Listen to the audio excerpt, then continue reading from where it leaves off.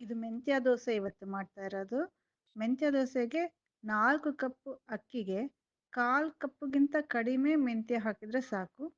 ಸ್ವಲ್ಪ ಒಂದು ಹಿಡಿಯಷ್ಟು ಅವಲಕ್ಕಿ.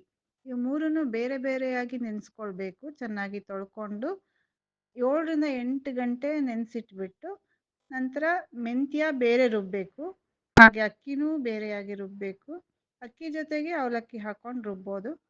ಎರಡನ್ನೂ ರುಬ್ಬಿದ ನಂತರ ಮಿಕ್ಸ್ ಮಾಡಿಕೊಂಡು ಓವರ್‌ನೈಟ್ ಅದು ಫರ್ಮೆಂಟೇಷನ್ ಆಗೋಕ್ಕೆ ಬಿಟ್ಬಿಡಬೇಕು.